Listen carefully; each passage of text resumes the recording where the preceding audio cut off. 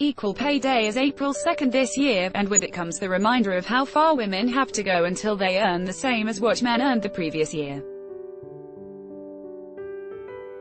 The gender pay gap in the United States means that women make just 82 cents for every dollar that men do, according to the Bureau of Labor Statistics.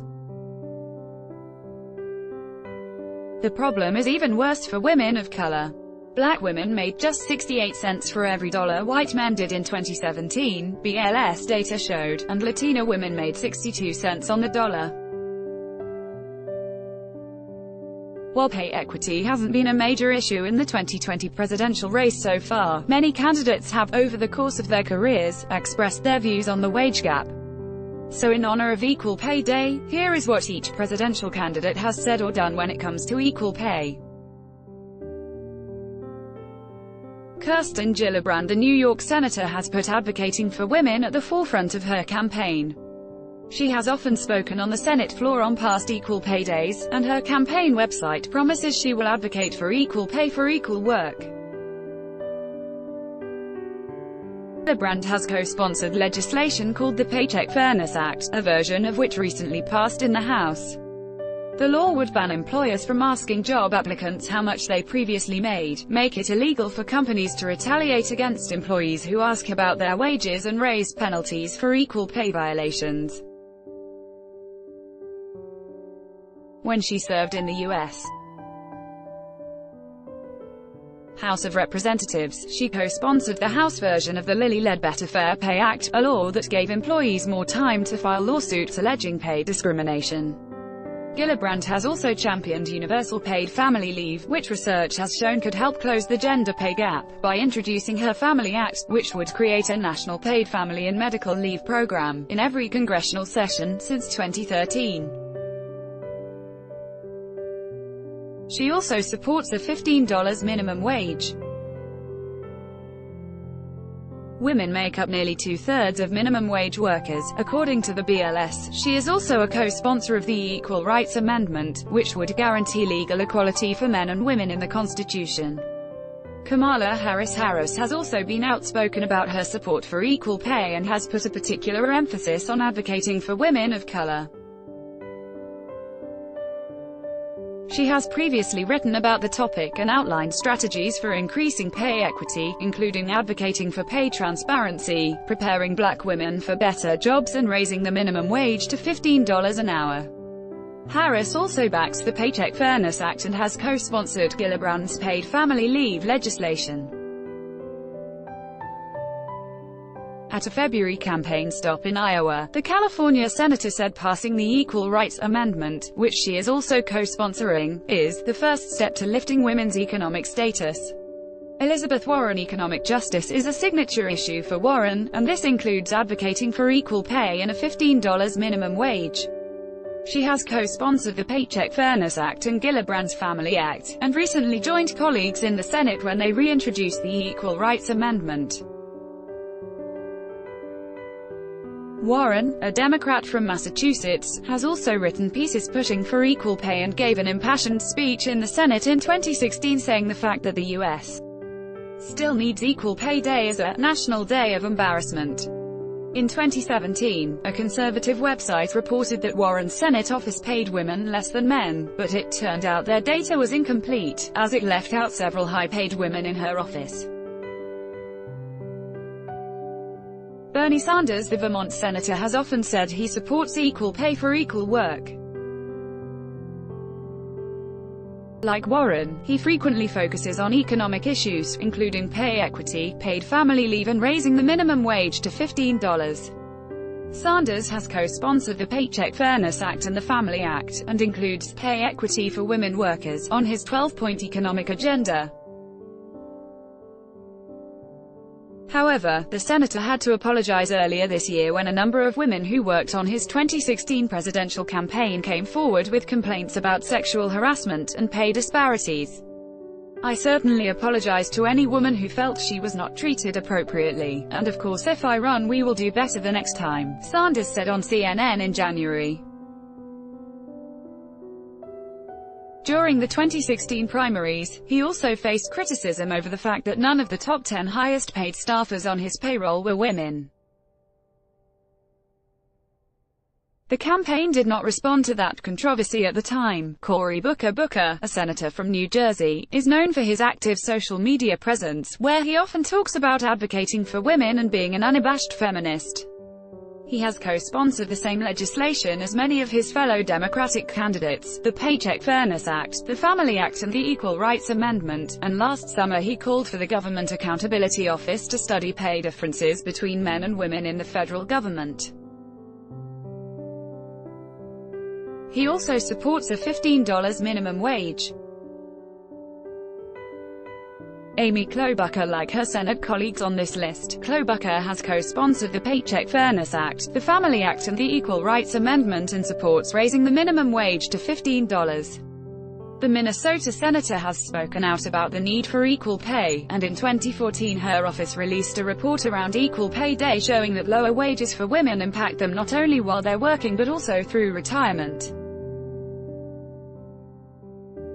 She has also pointed out that pay equity is not just about salaries, but also about giving women equal opportunity to enter male-dominated jobs such as those in the STEM fields.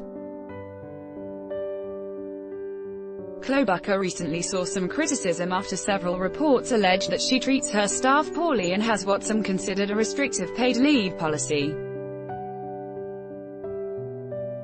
She defended her treatment but also promised to do better by her staff. Pete Buttigieg is mayor of South Bend, Indiana. Buttigieg has had fewer opportunities to speak out on issues at the national level than many of his fellow Democrats. But he has supported gender pay equity in his role as mayor.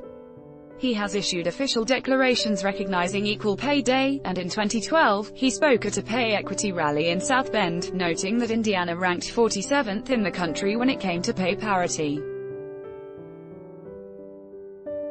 The gender wage gap is an embarrassment to our country, he told the crowd, according to the South Bend Tribune.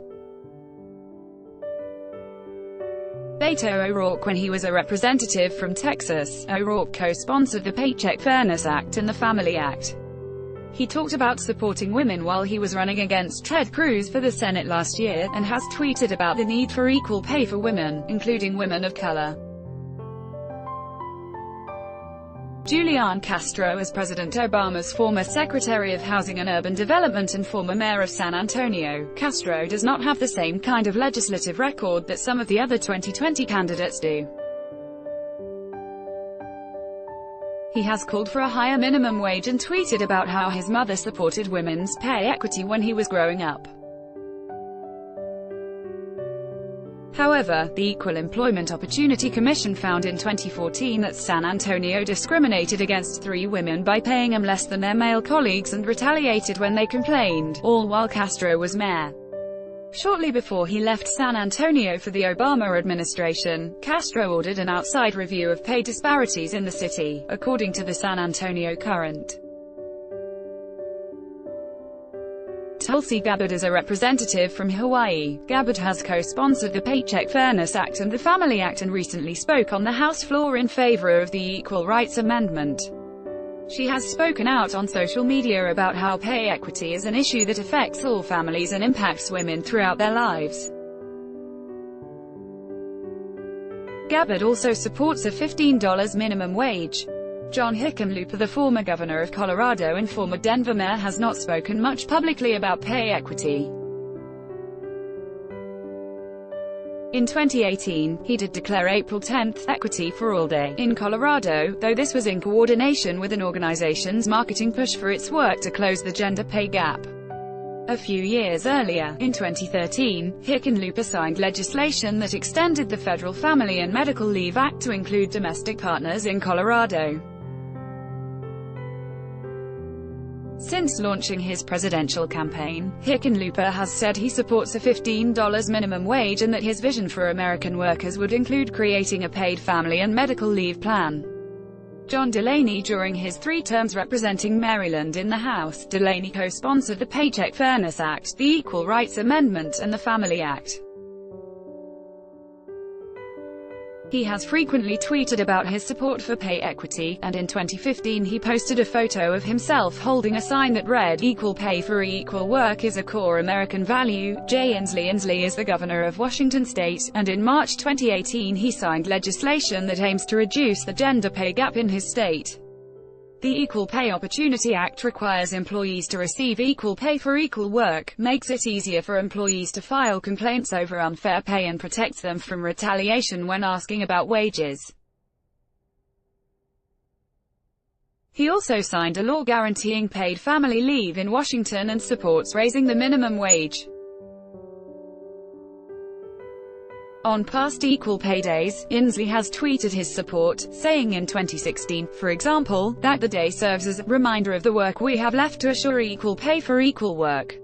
Andrew Yang, the tech entrepreneur, is running a very long-shot campaign full of policy ideas, and one of them is that he wants to fight for equal pay, according to his campaign website.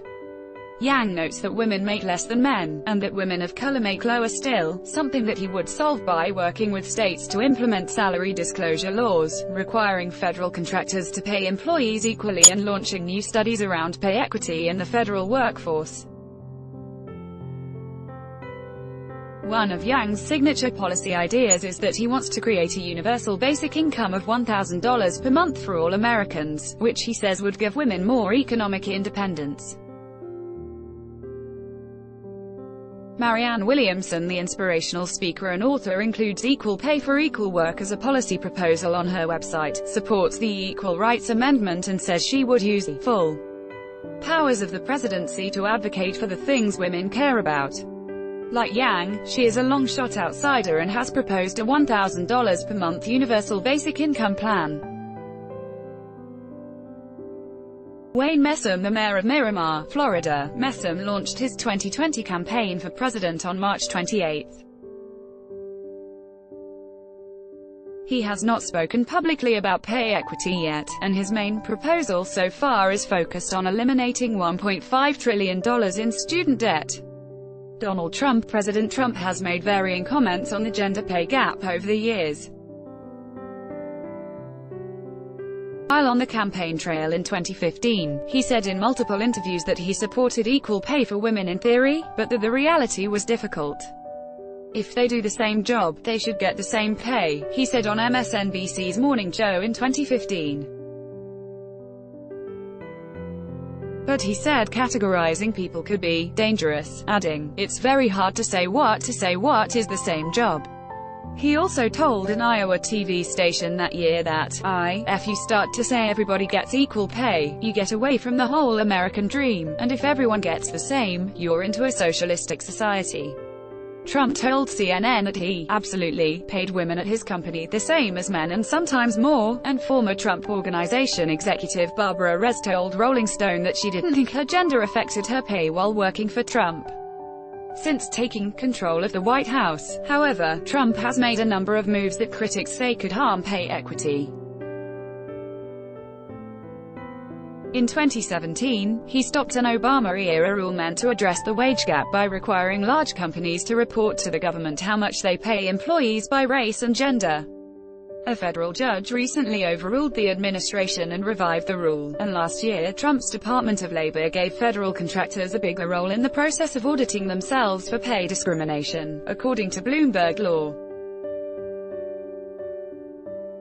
In her speech at the Republican National Convention, Trump's daughter Ivanka, now an advisor in the administration, promised that she and her father would fight for equal pay, but a Washington Post analysis in 2017 found that the gender pay gap among White House employees actually tripled under Trump.